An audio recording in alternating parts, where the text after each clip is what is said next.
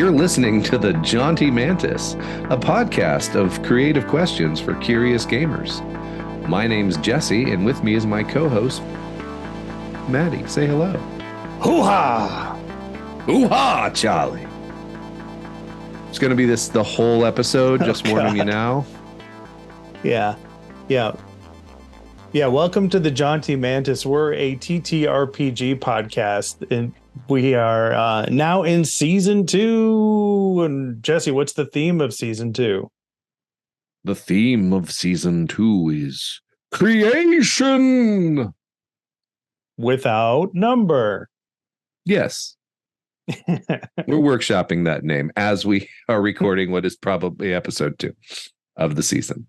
That's right. Yeah, and if you've enjoyed our bonus episodes, maybe you're glad that we're back to actual role-playing game topics instead of trying to wax intellectual on the finer points of Star Wars movies. But we're back. It's season 2. We're ready to start creation.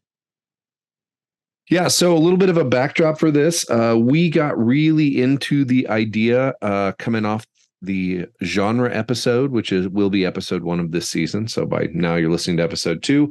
And we just thought, one of the things we really, really like to do and have for the entirety of our friendship is create settings and ideas and mechanics together. So we just thought, hey, let's, lean into that and give some examples of tools and resources that are out there to help you create the worlds that you play your TTRPGs in.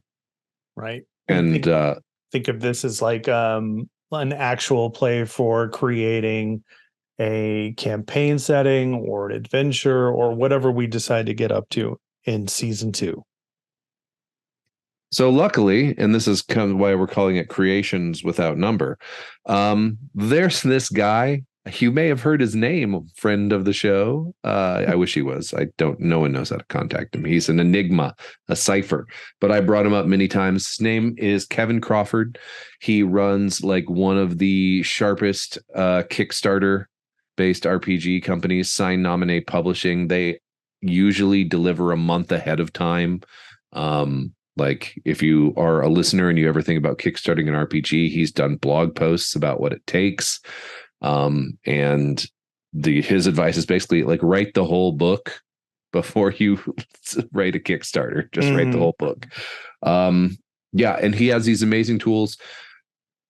If you want to follow along, pause if you're not listening to this on a drive and you want to follow, I actually can't imagine anyone sitting at their desk just listening to the Jaunty Mantis. But if you want to follow along, we will be using for this episode Cities Without Number, which is Kevin Crawford's Cyberpunk game. And it has some really great setting creation rules in it. And it is available for free on Drive-Thru RPG.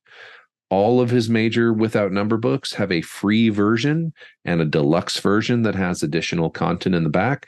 All the content we're talking about today is in the free version. And yeah, if you're into Cyberpunk, go check it out because it's super cool. Yeah. And I probably have very little knowledge of Crawford and his work compared to Jesse. But what I can say is over the time that I've been exposed to his work, whether it was Godbound or, Worlds Without Number, which is a book I checked out previously to us even starting this podcast. You get lost in his material. It has this weird, compelling aspect of it, which just draws you in. He makes rules interesting, setting interesting, and creating a setting. I think there's amazing tips and advice and a great flow to follow in these books. And so that's what we wanted to focus on, is we figured if you, the audience, had a chance to hear how we do it, not to say that we're experts at it, but it's something we enjoy doing. And I'm the kind of person where if I can see other people or listen to other people do things I'm interested in, it often helps me in the long run. And that's kind of the impetus. Is that the right word behind this season? So we're going to devote the entire season to the creative process. Yep. And to jump into that, this is a section that is in every Without Number book. I'd just like to go over it real quick, just for a quick react. Because as much as I love these tools, and this is the thing too to think about, these are tool sets. You don't actually have to play this game, though I have no problem with it. Principles of creation. All of his games are designed to be sandbox games. Mm-hmm. And so he has some principles of creation in the creation section. Everyone, principle number 1, sandbox games are driven by the players. Oh, God. This is one of the best pieces of advice that any GM could take to heart. And as soon as you figure this out, your games are going to be better for it. I wish I had known this earlier on in my role-playing game career. Is that the right word? I'm not making any money at this, but when I was trying to run games, I wish I understood this concept, because it would have saved me a lot of time and turmoil in, how to design a game, what makes a game work, what are the best features of a game. As GMs, we tend to try to look at games like it's our baby, it's our Bible, it's our world, it's our events and our history playing out, but it really isn't about us at all. I'm going to throw in a caveat again here. It is a little bit about us, because I will say you are also a player. True. Like, if you're not having fun, you shouldn't be doing it. But yeah. Okay, principle 2, the plot of a sandbox campaign is what happens. True story. This is the part of his advice that I'm just like, this is where I had that same moment, Matty. Mm-hmm. You only need to stay one session ahead. Yeah, that would have been crippling to me in my younger years. I can picture the spiral notebooks filled up with page after page of outlines and mythos and who the major players are and what do they do if this happens. So what does that mean? Only need to stay one session ahead. What does that mean for you, Jesse? If you're not enjoying your prep, now the notebooks you're talking about from when we were teenagers, I had fun doing that, and so no regrets. Mm-hmm. Maybe it would have been more fun if my players had respected my art, but yeah. But yeah, you just need the next adventure. And one of his tips is always like, at the end of the session, ask the players, like, put a couple hooks in the adventure for tonight. And at the end of the session, ask the players, what do you want to do next time? And then you prep that. Mm-hmm. And that takes us to the last principle of, if you're not having fun and you don't need this content for the next session, stop it. I love this. I love that. It's so perfect. It really is just like, stop doing something you don't like and start doing something you do like. Because I also enjoyed filling up those spiral notebooks, but what I didn't enjoy is when it didn't get used, when it didn't land, when it started to get frustrating. And I've created tons of content that'll never get used. The world is a sadder place for that, Matty. Sadder place for that indeed. Sure. All right. I'm sadder that it won't get used, at least. It won't get used because it's not good.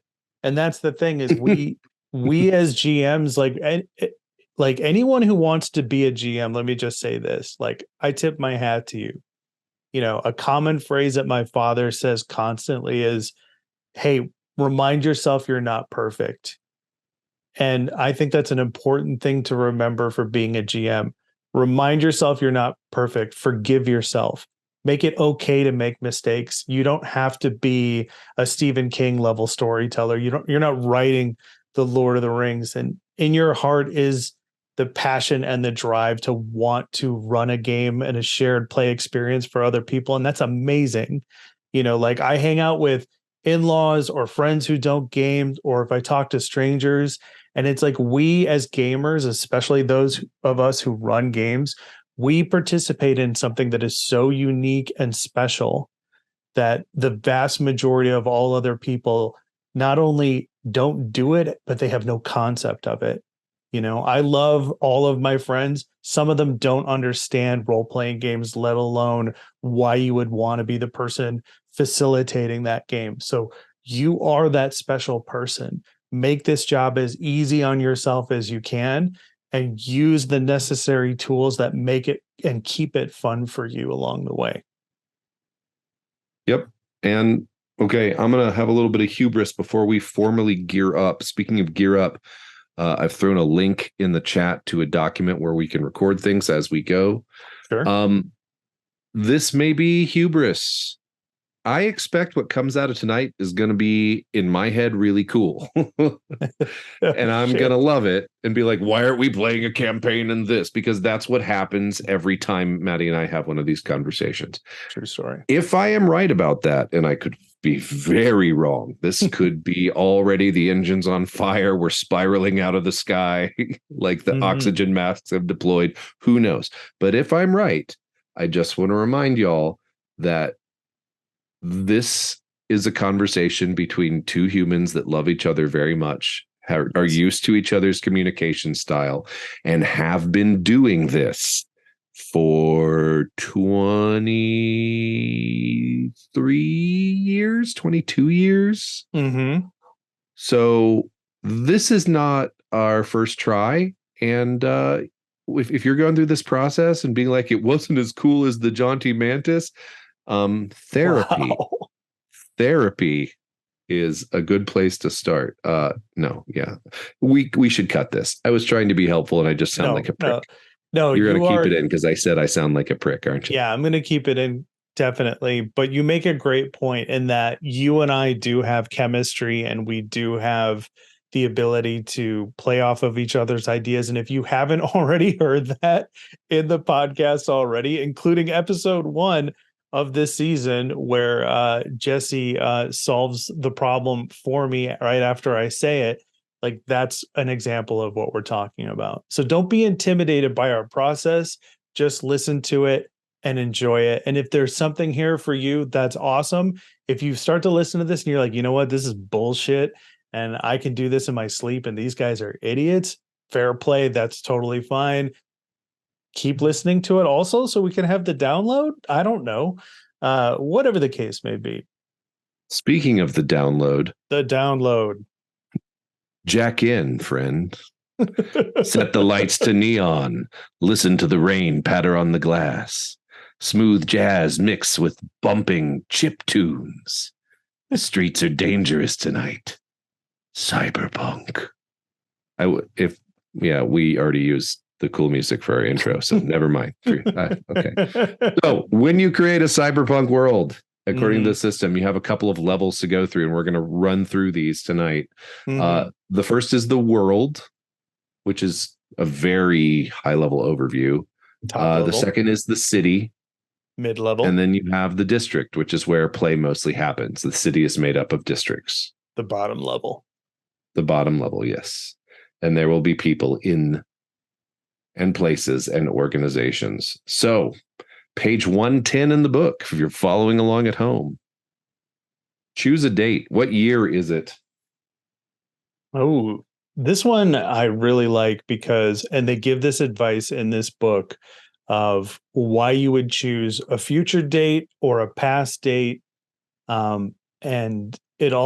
This is a great way to start a cyberpunk game because it really does put you in the mindset, because we all have different ideas of what cyberpunk is, and different things have different cyberpunk elements, and different aspects of cyberpunk are based on when they were made and what those projections were into the future. Shadowrun, perfect example. If Shadowrun's future had come anywhere close to what they predicted in this game, we'd all be walking around with keytar-sized computers that, and jacking into our heads into our bank or whatever the case may be. We'd all be dead of vitus if Shadowrun was true. That's true. There's more to it than that. So Jesse, what's our date? I'm a child of the 80s. I love picking a date from the past. When I read this in this book, I was like, oh, this is so fucking smart. Let's pick a date in the past. The year is 2005. The world has come to a dystopian end. Like, there's nothing funnier than watching a movie, especially from the 80s, where they put the future date on the screen and you're like, wait a minute, that was like 10 years ago and we're fine. So I'm a fan of doing that. Jesse, what do you say for the date? Yeah, I agree. It's my first answer is going to be it's 20xdx, but yeah, let's set it 2005. I like it. We'll take those 80s predictions of what the future was going to be and say it's the year 2005. That's right. And you did the voice. I can hear it in my head. I can hear the dun dun dun dun dun dun dun dun dun dun, like 80s synth music. All right. The next step we do after we have our date determined, 2005, is we choose a global problem. Do you want to use the tables? I kind of want to use the tables. Yeah. Why are we choosing a global problem, though? So a big element of Cyberpunk, of course, is dystopia. Like what are the huge global problems that have shaped this dystopia is a key thing to sort of understanding or sparking ideas for the world that we're going to play in. So we've got a D20 table and we should do 2 of them. Do you have a 20-sided die handy? I can make one on the computer machine real quick. All right. The year is 2005. I'm going to roll a D20. I got a 6. 6. Problem 1. Oh, well, that's dark. Climate change. Oh, wow. This one's hitting a little close to home here, people. Ooh, we're here for fun. What page is this on? This is on page 112. Climate change. Right. Large portions of the world are now substantially hotter, colder, wetter, drier, or otherwise different from how they are at present. This outcome may have derived from human activity, solar perturbations, meteor strikes, interstellar dust clouds, or the nebulous work of unfathomable forces. All right. So what kind of climate change are we thinking? In most cyberpunk, how would you describe the climate? Fucked. I mean, would you think that things are generally got too hot or too cold? Maybe you start there. I want to see what the second problem is. Okay, fair enough. And then ping off that. But I like what you said about cold. Yep. Now you know where I'm going with this. Do you want me to roll a D20 again? Yep. Okay. My next roll was a 3. 3. Oh. Caste formation. An international elite of hereditary megacorp families has formed a new caste of rulers and oligarchs. Lesser breeds could only hope to attach themselves to some powerful dynasty. We just made Snowpiercer. Yeah, basically. Can only hope to attach themselves to some powerful dynasty and reap the rewards of loyal service. People take it as a commonplace that these elites are smarter, better, and wiser than ordinary people. Yeah. I got ideas. Do we need another problem? I don't think we do. Okay. All right. I got a pitch. Go ahead. You got a pitch? Ready. I do. I have a pitch as well, but I think we're going to pitch the same thing. Go ahead. Okay. Nuclear winter. The technology was enough that while there was mass death, it didn't just devastate humanity, but it cooled the earth substantially. And the people that had access to the tech that let them heat things and keep out the rads, as it were, basically created the top of this caste system. And so there are these fortified cities where heat is the primary commodity because it's bitterly cold. Yes. I was going in a very similar direction. One of my favorite things about, because I haven't read the books, I'm waiting for some time in the future to read the books. The show The Expanse has a scene on the space station where the guy takes a shower in somebody else's apartment, and you realize that he's like enjoying every second of it because water is so limited on the station. And that was immediately what jumped into my head, is that heat is so valuable that to have any amount of it is a symbol of status and wealth, and is your means to progressing through society. And they have the technology in this city to concentrate enough heat to certain parts of it, and only the smartest, I'm using quotes here, smartest, most apt, best suited to lead society are allowed to live in these areas where the heat where the source of heat is regular. And I was also thinking of almost like a Hunger Games kind of aspect to it, where the city every so often allows people to move from station to station in this society to get closer to the heat.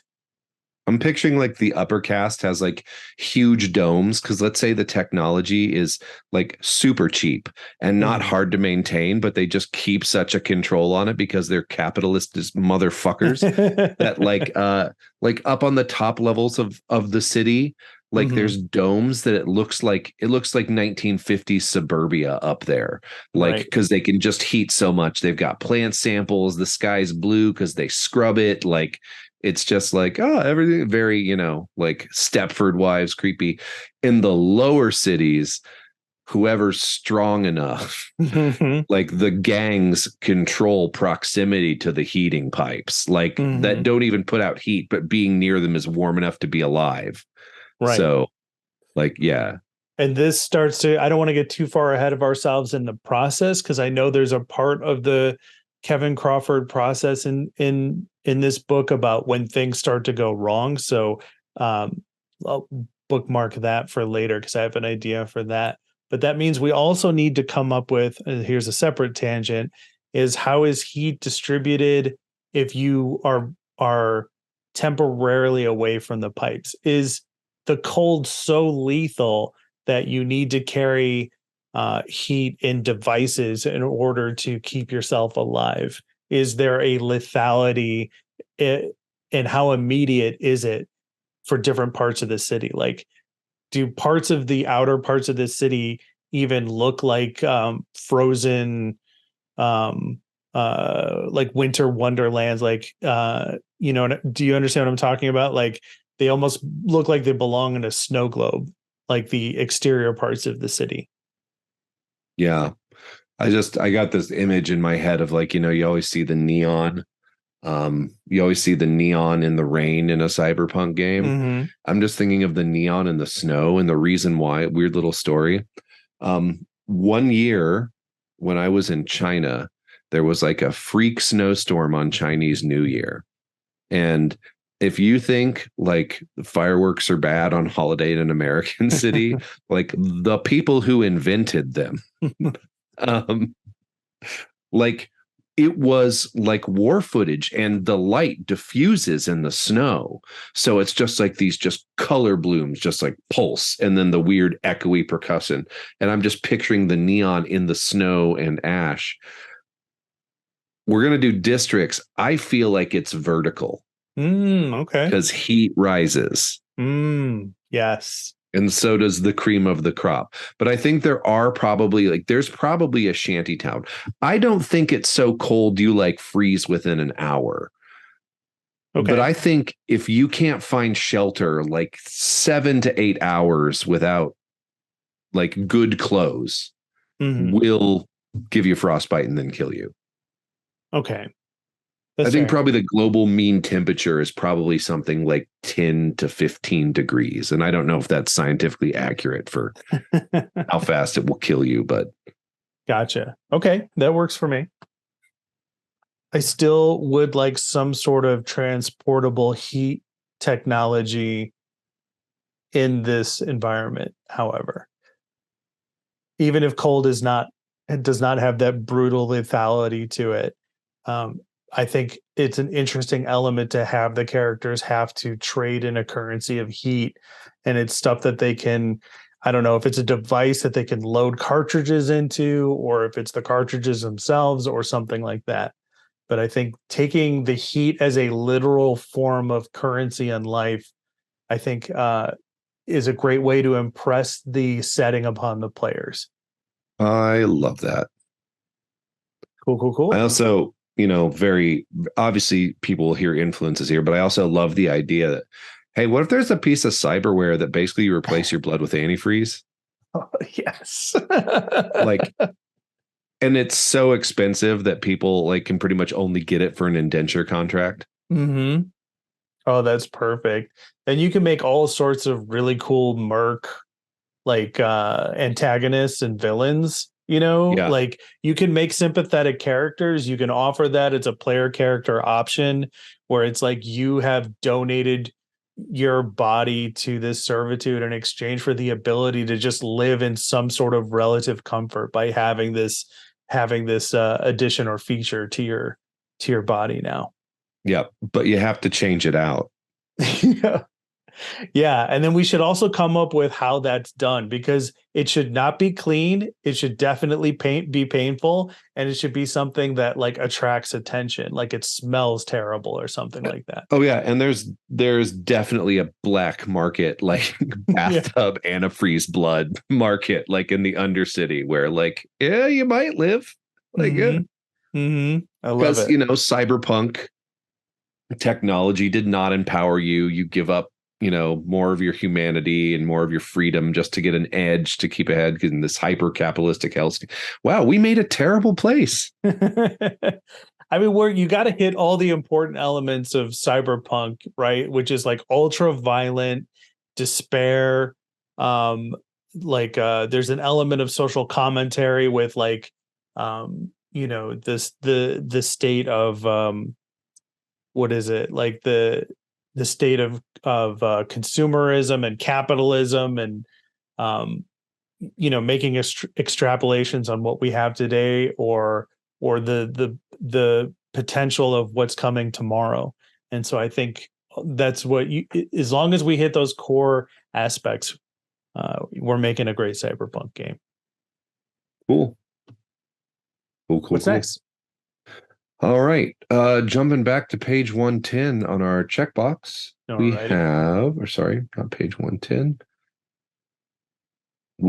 I think, yeah, there's a list of themes: alienation, commoditization, consumerism, dehumanization, despair, and escapism. I think we've almost covered all of those. Yeah, definitely. If we want to focus on a couple of them specifically, I'm open to that too. Okay. What's our regional focus? Where is our city? Well, for this one, I think it's important that you regionally choose either a city that exists in our world, or we make up a fake city. Like it's either a city that survived whatever's happened, or it's a city that's been built because of what's happened. And I usually like to go with a city that's been built from what's happened. I like the idea of a vertical city, and it makes me think of, well, then actually in this case, we could use an established city. So I live in Chicago. Jesse used to live in Chicago. And one day a piece of the street crumbled and fell through, and you got to look down into the hole, and people said, "What's that down there?" And somebody said, "That's old Chicago." And Futurama makes fun of this, but cities being built on top of past versions of cities. And I think you could go that route with our city, especially with it being vertical, is the concept of building on top of itself. So I like the idea of using both of these concepts, making it a fake city with a real origin, so that at some point the player characters can discover that this was an actual city from our world. What do you think about that? I think we got to bump the date. Okay. Why? I'm trying to think. For the premise we've created, that we had technology that made I hate to call nuclear winter a minor inconvenience, but made it, not the technology existed to make that not an extinction level event, not a civilization ending event. Mm-hmm. I just feel like the plausibility that happened in 25 years from 1980, if we're sort of putting ourselves in the viewer of this cyber dystopia, to be a lot. Yeah. Well, there's two routes you can go with that. One, I think you're making a great point. You can go that route. The other one is you can take some sort of extreme measure that doesn't actually happen and is not actually based on pure science in our own world. Like in Snowpiercer, for example, they tried to alter the environment significantly, and that's what caused this effect. It wasn't a nuclear winter. It's like they tried to, I think, do something with the ozone layer or whatever. So there's that route as well. But pitch me on putting it into the future. So what's our new date? I want to go like it's 2350 or like 2370 or something. Okay. 2370. And here's why. Just if we want to have that reveal of it was an old city, it needs to be kind of so far in the future that it's presumable none of those cities would exist anymore. Okay. That's fair. Okay, 2370. Yep. What's the biggest city near the equator? Let's see what Google says. Did you hear about the plumes from the boats? No. Okay, I'm gonna try and do this real quick for you. So you remember how this year, like the ocean off Florida got like crazy hot, Mm-hmm. and a bunch of people were freaking out like this is an extinction level event, like this is it, and it wasn't. Mm-hmm. A bunch of scientists were expecting that because 2 years ago, this law went into effect banning this kind of diesel that the cargo ships were using. And so what happened is that diesel had sulfur dioxide or something in it, something that seeds clouds.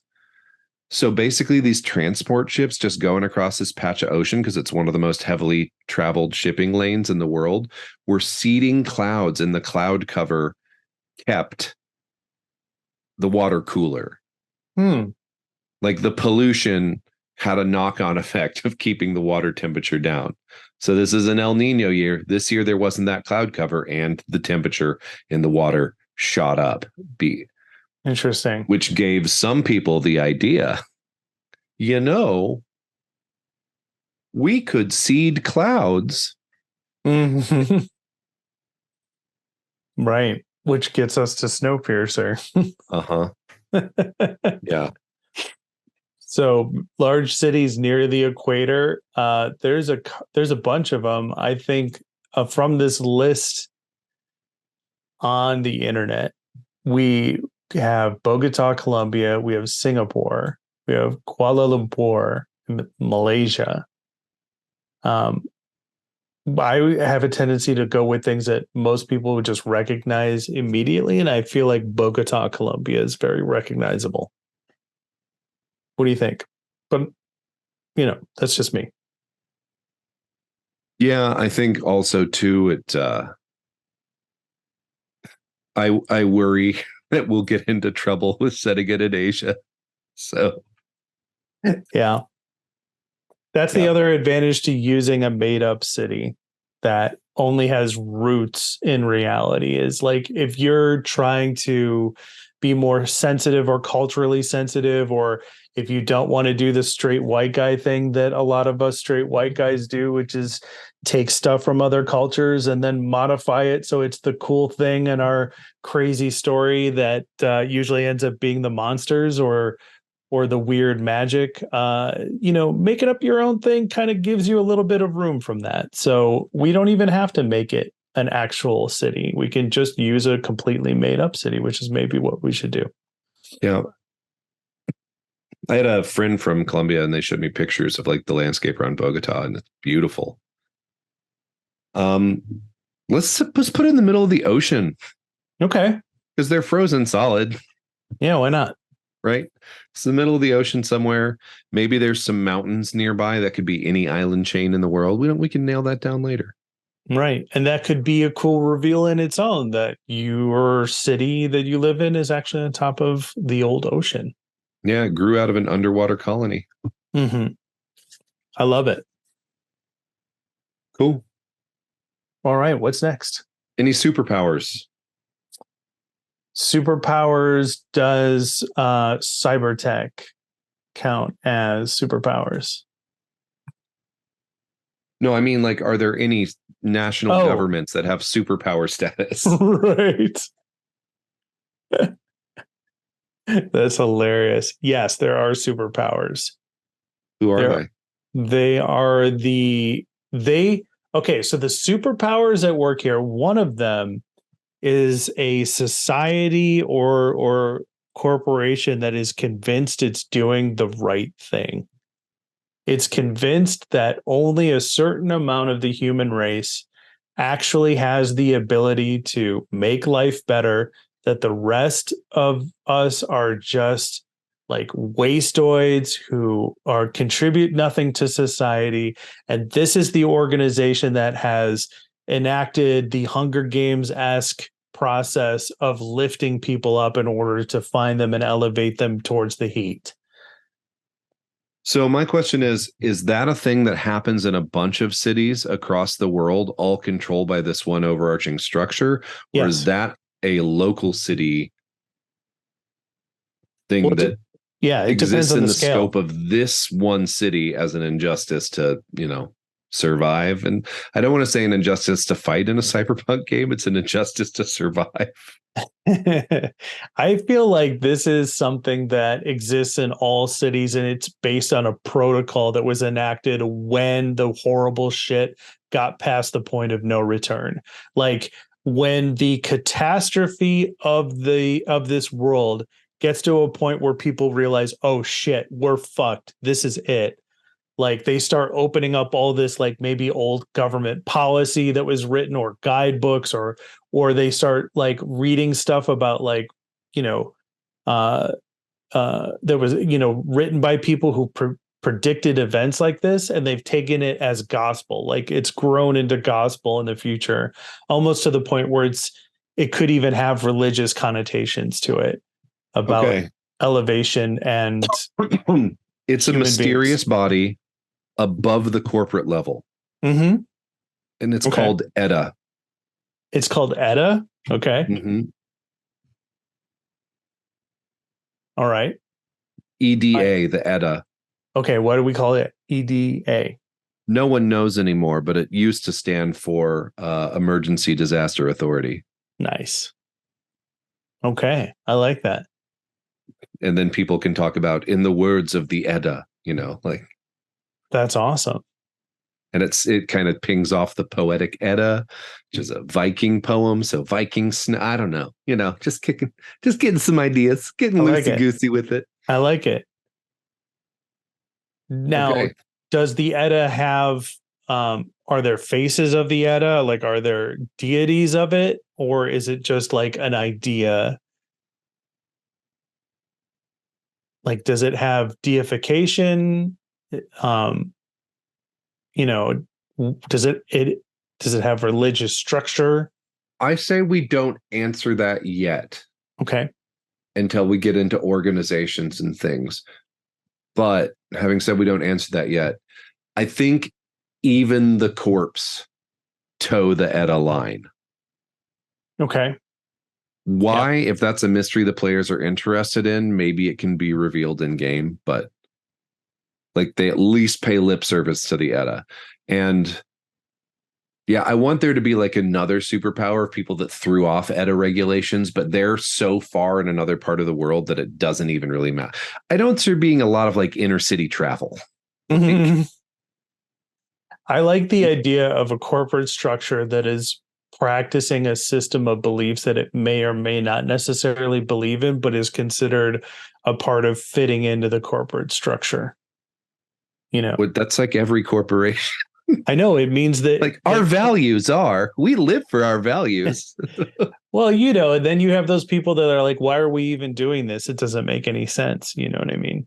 Like, it's, you could have people that observe it's like playing golf with the boss or whatever, which I fortunately have never had to do, but because I don't like golf. But you know what I'm saying? Like we could implement all of these ritualistic like behaviors that in a corporate structure, there are those who practice them because they think it advances you, and there are those that openly reject it.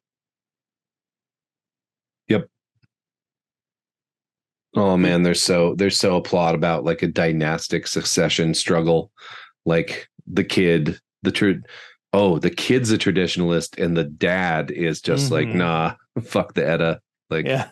But he's the CEO of one of the okay, never mind. Too far ahead. Too far ahead. Mm-hmm. All right.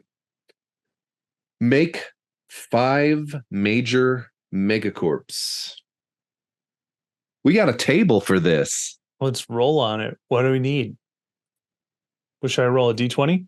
And we can't pick a country for each one, so we can pick a different tower. Okay. Which page are we on? I'm getting to the table. Hold on. Ooh. Did we skip a step? No, not yet.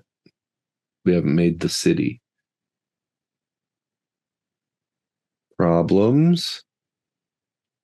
Your city's problems. Building your districts. Defining traits of a district. Creating megacorps, page 126. All right. Okay, I'm going to roll 1d20. Okay. 16. The main corporate focus. Oh, this is perfect. The main corp focus is power generation. Wow. And I thought this could be a challenge. Okay. Well, then we got to double down on that. Because that's so on the nose, we need to do more with it. Well, let's roll 2d20 2 more times to see what the general corp style is. Okay. 2d20, huh? Mm-hmm. Our total is 10. Oh, I need each roll. Oh, 8 and 2. 2, brutish. Relying on money and influence to force its products to success. Read it again. This time we won't read it together. Go ahead. Okay, brutish, relying on money and influence to force its products into success. And then 8 is fraudulent, relying on political influence and force to sell half-functional goods. Okay, I got thoughts on this. And this is based on something you said earlier on in this process. Because what you said was that the ability to create heat is actually ridiculously easy.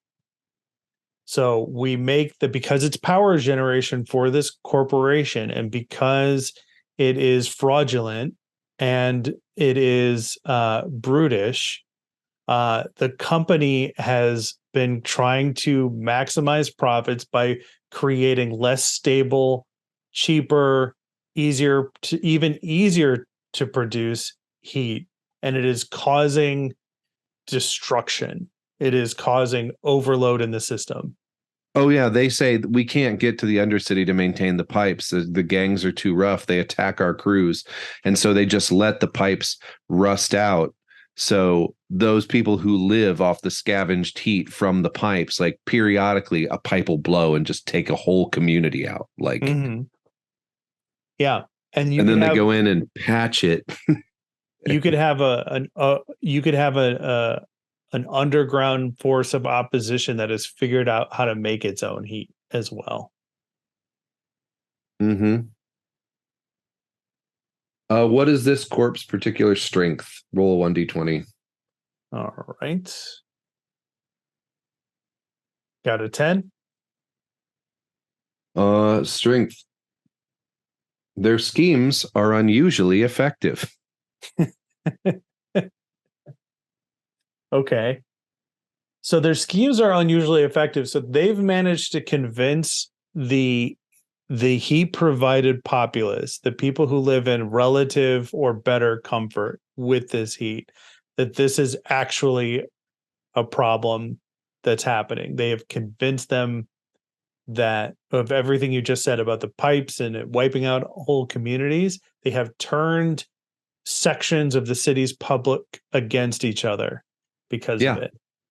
Yeah. No, it was an illegal tap that caused that pipe to rupture, causing an unfortunate increase in price in the upper city. Mm-hmm. That's right. We have to use this to defend our way of life. Mm-hmm. Yeah. From these godless savages in the undercity who don't know the words of Edda. Love it. Recent corporate event. Roll right. 1d20. Here it comes. We got a 1. It's losing money with its current products. Interesting. I have another thought about its schemes are unusually effective. Okay. Given the essential nature of its product, like it has monitoring equipment everywhere. So like everyone's being, if you're anywhere near a heating device, you're being monitored. Mm-hmm. Like, oh yeah, they can't pay attention to all the data they gather, but like, you know, that's an amazing spin on, you know, being monitored by, you know, the corporate machine. Yep. That's why their schemes are unusually effective, because they just know when they want to do something to one of their rivals, they're just like, well, what are they up to? Oh, I see. And it's losing money with its current products can tie into the idea that there are people who have figured out how to make the technology and have realized how cheap and effective it is. Cool. Current corporate goal. Current corporate goal. Let's roll 1d20. I got an 11. 11. Force open a currently closed market. What is a currently closed market in this city when heat is the product? That would be development, right? They are trying to, there is an overpopulation of people in the sectors that can produce heat, and the lie is starting, the seams in the lie are starting to be seen by the public, right? Where the original idea was they claimed that there's only a certain amount of room, but it's become so profitable to supply heat that the corporation has doubled down and doubled down and doubled down on it. Like, we'll provide as much heat as we can. They've, you know, waxed the palms of the politicians to get, you know, regulations changed on population control. And now the heat producing, somewhat quote unquote comfortable sectors of the city are now overpopulated. And so, yeah, and you can't build up, because then you'd pave over the dome of the elites. Mm-hmm. So you got to go down. Mm-hmm. But the stories they've been telling about the people down there who've been living, you know, the people who've just been taken off the system and like making it hard for everybody who's middle class, you know. God, I hate human beings. So the currently closed market is a development scheme that is the hinting to the old city, the old part of the city. It's this whole, like, you think of like those movies from the 1950s or the propaganda around like suburban development, and they had like those animations or those pictures up of like the happy home, the 2 cars, you know, the wife at the oven and the happy family. And it's like they have that whole thing, but we'll do it differently in our world, where it's like they have created a mythos around this part of the city that people didn't know existed, and they are secretly re-renovating it to try to open it up to the public as a new place with heat. Yeah, but people live there already. Yeah. And so it's over budget, beyond its timeline. They're losing money. The areas they have managed to open, there keep being accidents there. And so people are scared to move in. So, like, Yep. yep. Love it. And then we need a name. So first, we need a D20 for the name element. Okay. That will be the number 19. A river name. A river name. Mm-hmm. Wow. Well, that's interesting considering the city is on top of an ocean. It could, hey, what? All right, currents. There you go. Major ocean current names. Agulhas. Agulhas. Agulhas. The Agulhas Current. Wow, that's the name of a corporation. Agulhas. Kuroshio. I feel like the name. It's too easy to give him a Japanese sounding name. It is. It does play into that whole 80s stereotype of the genre, right? Yep. And we can't be so deliberate to call it like Jetstream. Equatorial. Labrador. Labrador. All Canary. right. Here is a list of the 10 most important rivers in the world. Sepik, Mississippi, Volga, Zambezi, Mekong, Ganges, Danube, Yangtze, The Yangtze. Nile, and Amazon.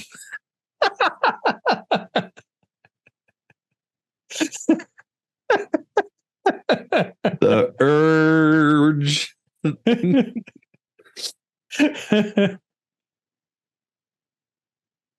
I like Volga. Okay. You want to know how it's spelled, or do you already know? Because you're a smart guy. Volga. Mm-hmm. Yeah, I have not been actually taking notes, so I don't have editor access to the note page. The Volga is the longest river in Europe and one of Russia's most important rivers. Yeah, Volga. And then we need a separate corp element to the name. Okay. Rolling D20 here, boss. 5. Okay.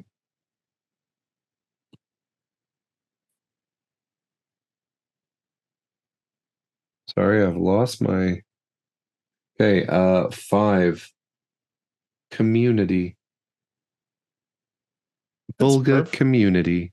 That's perfect.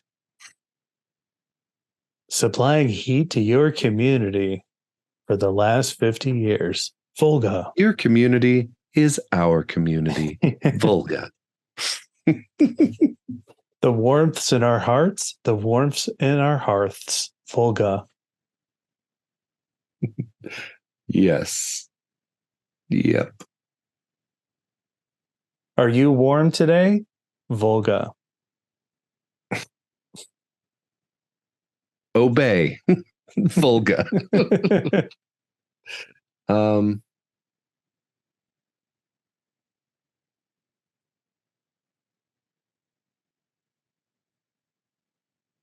Yeah, that's the thing. It's so easy to just lean into full dystopia and forget the cyberpunk is they are totally like a shit-eating grin corporation that makes dumb advertising like that shows up when you try and watch Hulu. Oh yeah. Yeah. That's an important element of cyberpunk is the over-the-top extrapolation of advertising, which gets further. The closer and closer we get to it, the further and further it is as a relevant concept. Because if you look at our own marketing and advertising that we have today, it's like, it's not that big of a step. The gross exaggeration of media and advertising to make a point about capitalism. I'd buy that for $1. Uh-huh.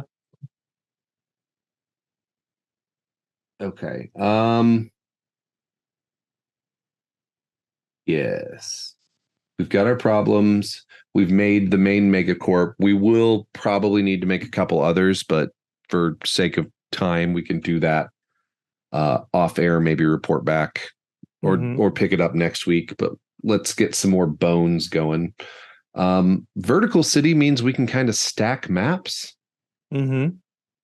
Like just take map sections from other things and just say level 1, level 2.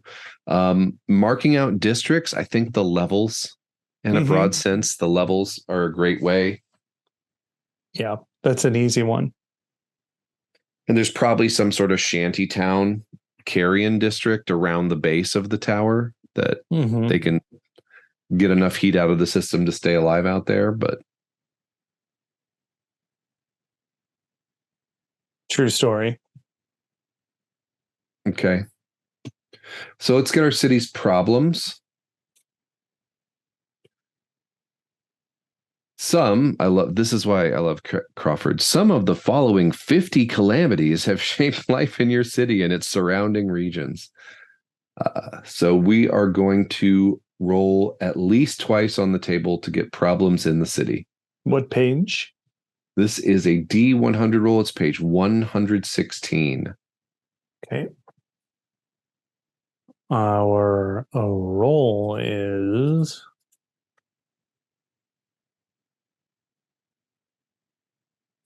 14.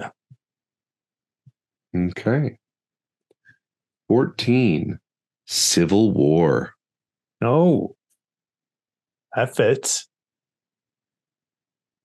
Yep. District against district. Let's see what the text says. The region was split between 2 or more mutually hostile governments, each determined to crush all opposition. They may have splintered along ideological lines, ethnic faith, or corporate allegiances, but the destruction was calamitous. One of the sides may have won a convincing victory, or they may have simply fought each other in a mutually exhausted stalemate. I don't like that one. It doesn't make as much sense with our city. Let's re-roll it. Oh, okay.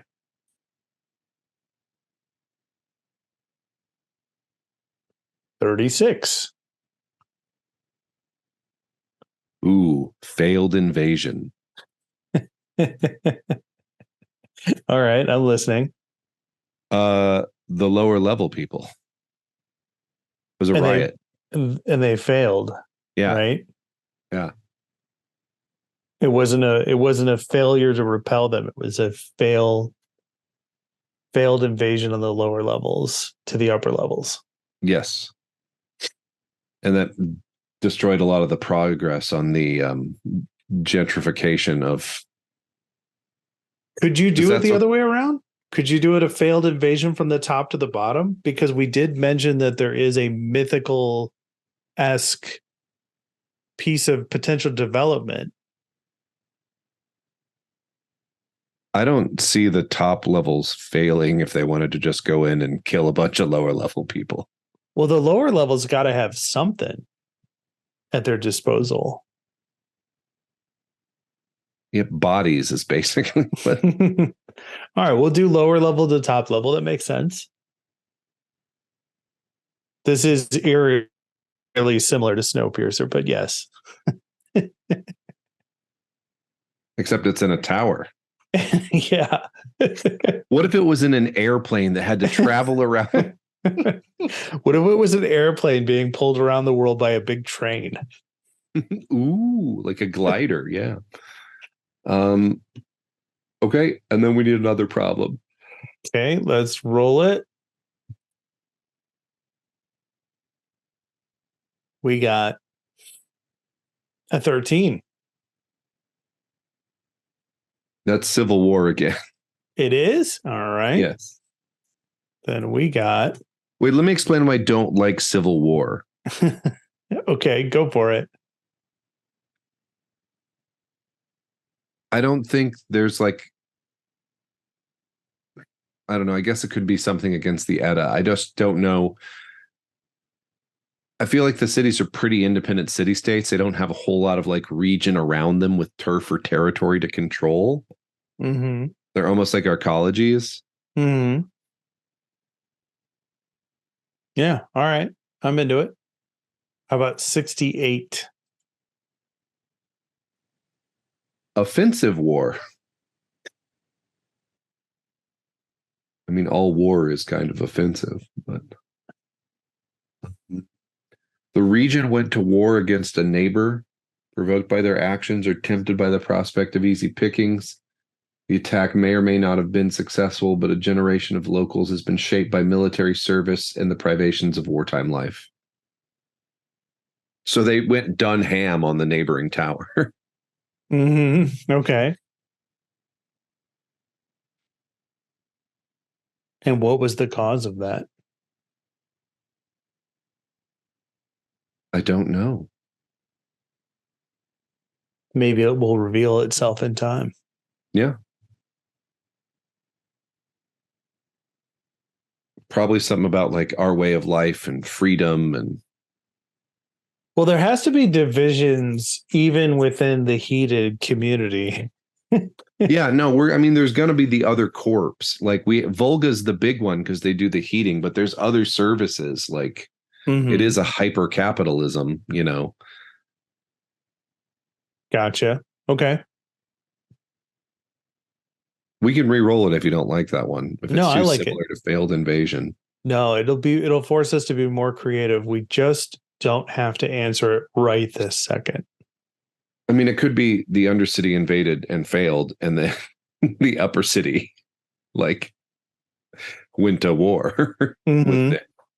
The upper city went to war with the upper city. With the mid city. With the mid city, yeah. Who actually had very little to do with the lower city invasion. But it could be commentary on the uselessness of the middle class. Yes. Wait, aren't we both middle? Okay, never mind. The guys with the podcast about games where you imagine you're someone else.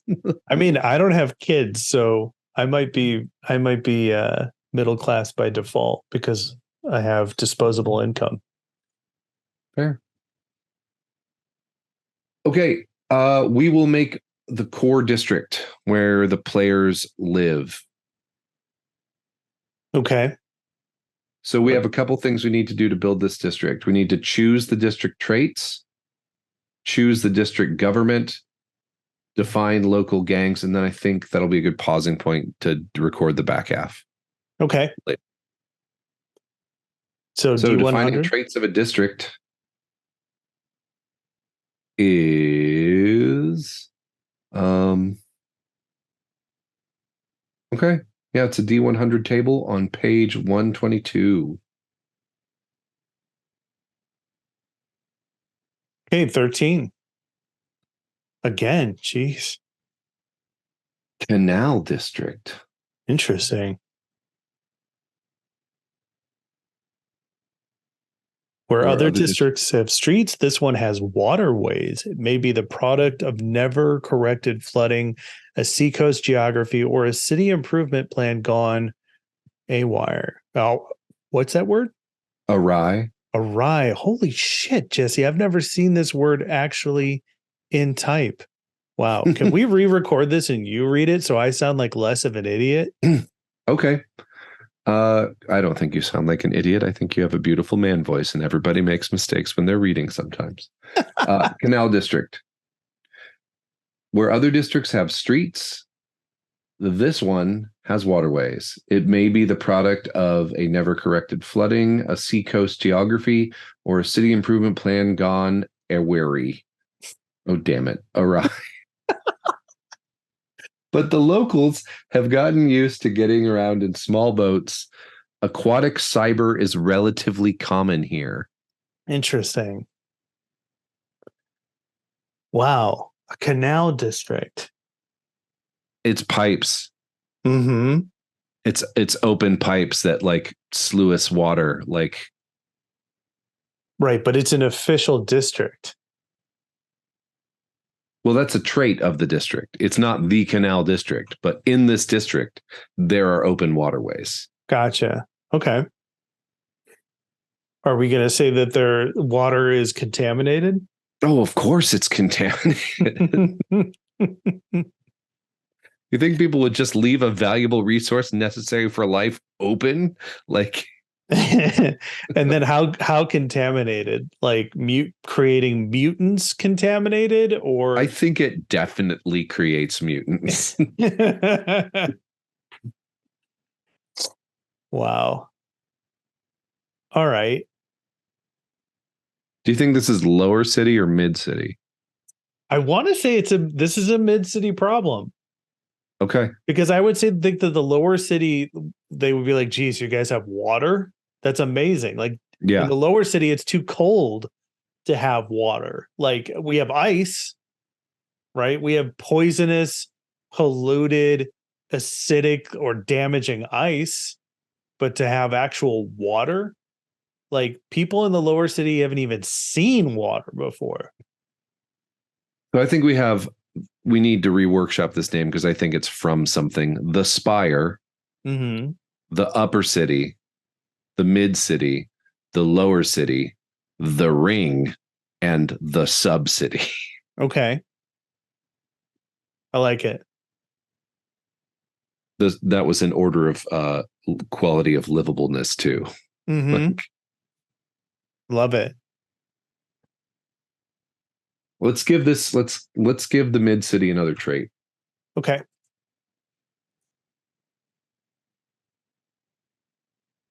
I've got 84. Number 84, shifting trait.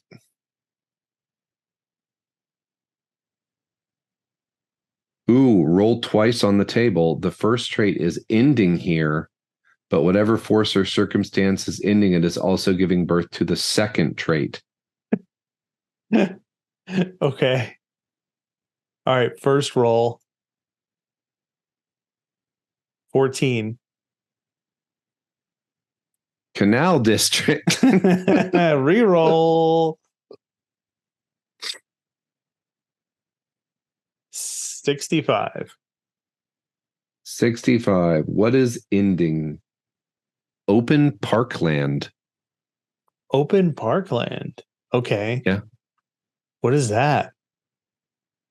What is open parkland? I mean, what does an open park look like in the mid city? Maybe it's just a patch that Near wilderness conditions. Well, this is a city that's built on a portion of ocean.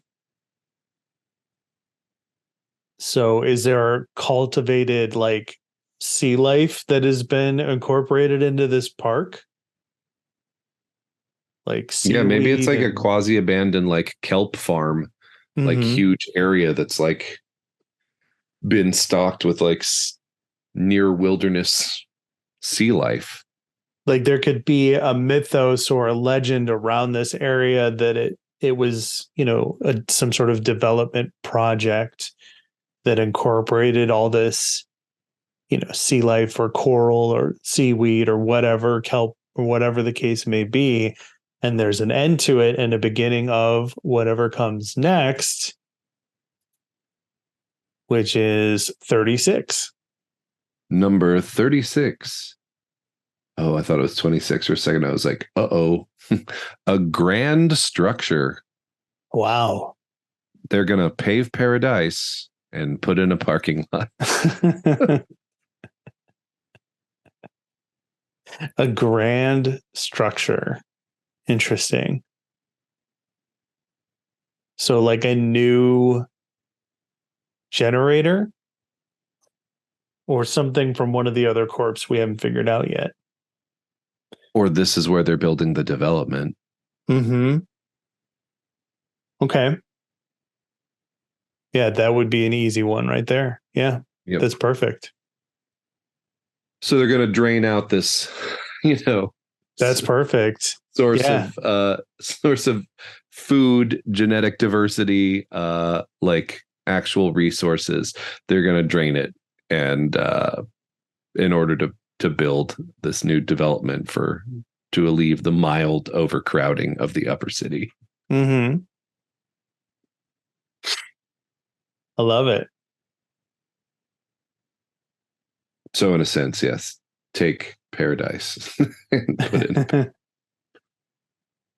All right, let's make a gang. Okay.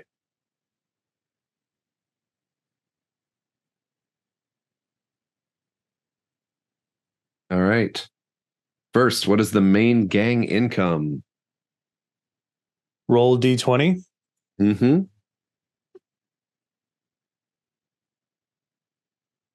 Four.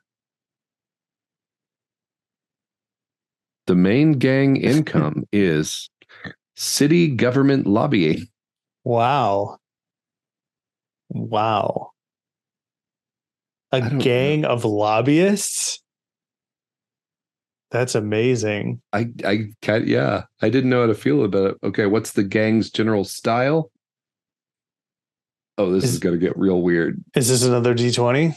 Yep. 16.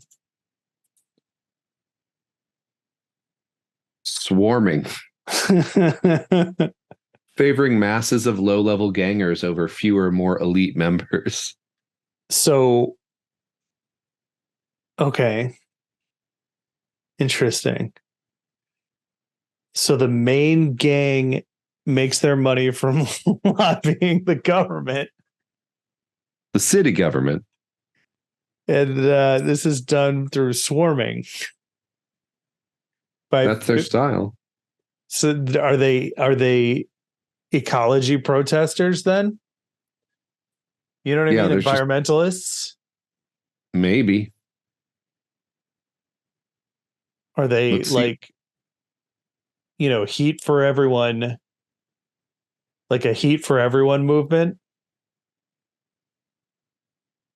They got to have some, if their main income comes from lobbying the government, there's got to be an on the upside of this gang, like you could make it that they had origins in being one of the bloodiest street gangs in this city, and that because of a series of events they have now transformed into this. So all their core leaders are these people that used to do like really terrible shit.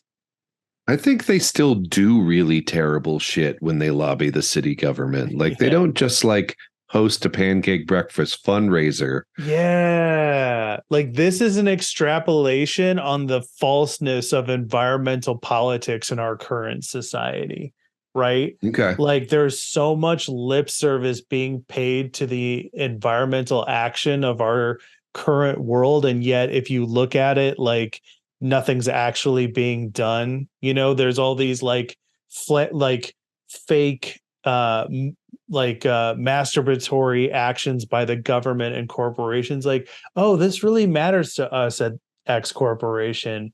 Environmentalism is really important to us, but it's like if they really actually cared about it, the government and this corporation would stop doing X, right? Like that is a common theme in our current society, is nobody trusts institutions, governments, and corporations.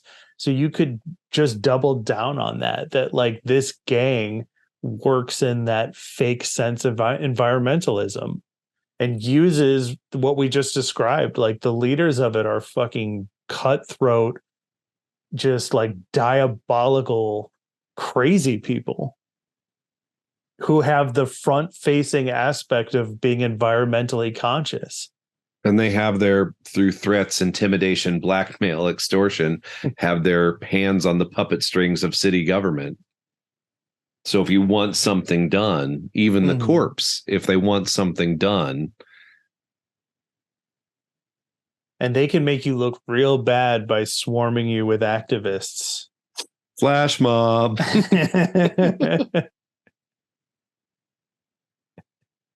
Oh, yeah, they're paid protesters. Yeah, man. Cool. What is this gang's strength? Let's get weirder. Oh my gosh. D20 time, huh? All right. Mm-hmm. 15. They have a monopoly on something. Yeah. They have a monopoly on environmentally conscious activism. Yep. That one's easy. We just rolled right into that one. Okay. Recent gang events. Right. 13 again. They moved their headquarters. Okay. The gang has gone through a pivotal moment where they've been able to move their headquarters from its roots in one of the lower districts, not the worst districts, but up to one of the, not the top, but the near top, or maybe even the top district. Like they exploded in popularity to the point where they were funded or amassed enough power that they were able to move all the way up to the top.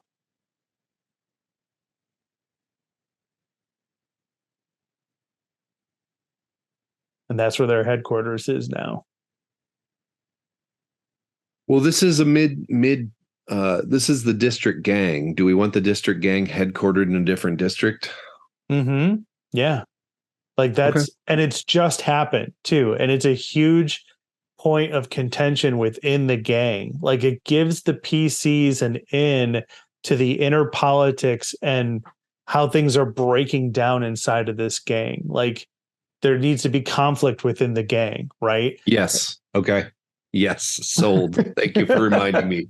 But it's a recent event. And then current gang goals. Mm-hmm. All right.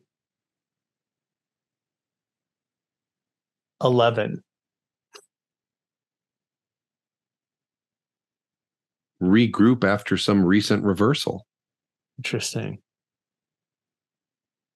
Why'd they leave their old headquarters? Mm-hmm. Yeah.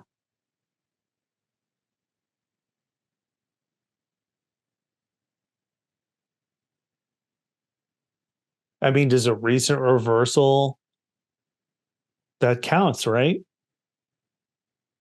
What is a reversal? They lost their old headquarters. Okay. They lost it to this development. Well, no, but that's in a different part of the city. Maybe their old headquarters were in mid-tier. Mm-hmm.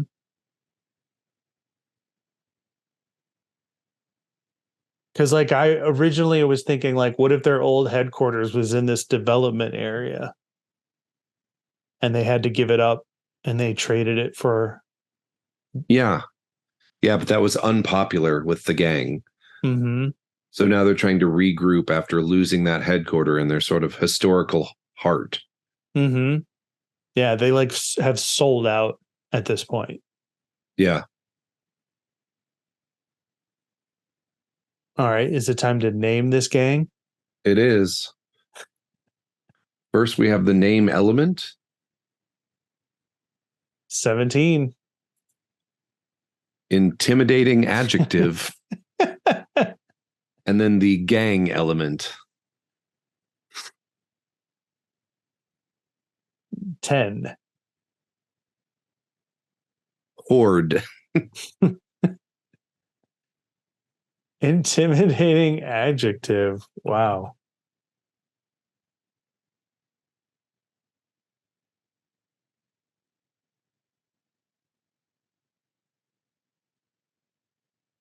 Okay.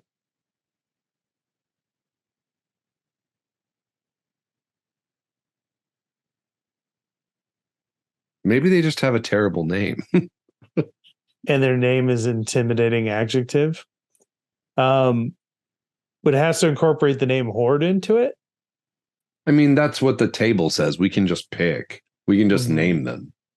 So an adjective is a word that modifies or describes a noun or pronoun.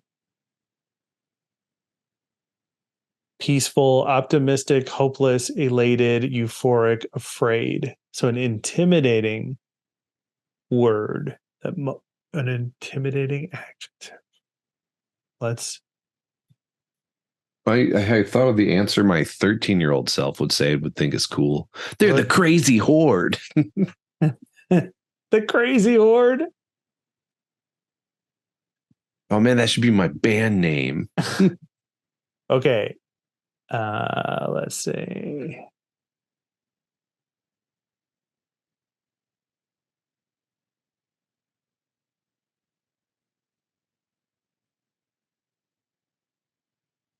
Interesting. This is hard because you want it to sound cool because you don't want your players to laugh when you tell them what the name of the gang is. I don't know how we do that with Horde being the other part.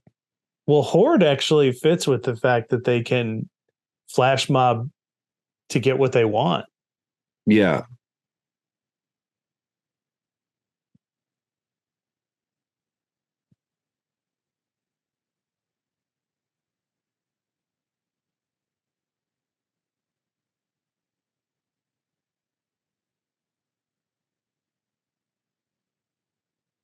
Terrifying, frightening, formidable, scary, horrible, terrible, fearful. I just saw a thing jump out on my Google search, and what do you think about they call themselves the ethical horde? Oh, I love that. I love it. I don't know if that's intimidating, but like, yeah, we're the I love ethical it. horde. The ethical horde. It's it is so in tune with like um just like social commentary about right now. Like my girlfriend and I really like that show Harley Quinn on HBO Max, or I guess now it's just called Max. And there's this part where Poison Ivy becomes the CEO of the Legion of Doom, and she initiates this campaign of quote unquote socially conscious evil. It's fucking hilarious. I highly That's recommend the amazing. show. Yeah. So I like what you just said kind of keyed me into that, ethical horde. Uh it's not an intimidating adjective, but I do really like it. Yeah, and when you're using tables like these, it's just a prompt. If you get a better idea, You can always re-roll. okay, cool. So we've got the main gang whose schemes will influence our players. I assume if we're starting them in the middle tier, we need to make 4 more corps, but we've sketched out this world where it's terribly cold. The most valuable commodity is heat. There's some shadowy quasi-religious organization called the Edda that most people follow their dictates. The Edda Pact, I guess, or maybe the regional superpowers. The dominant corp is Volga. And the main district is a district with many canals and a parkland that is being torn down to build a new development at the behest of Volga Corp, creating all sorts of problems. The main gang in the district is the Ethical Horde, whose primary money is through lobbying the city government. This is awesome. This is very unique. Yep. We made it weird, and I feel like it's still cyberpunk.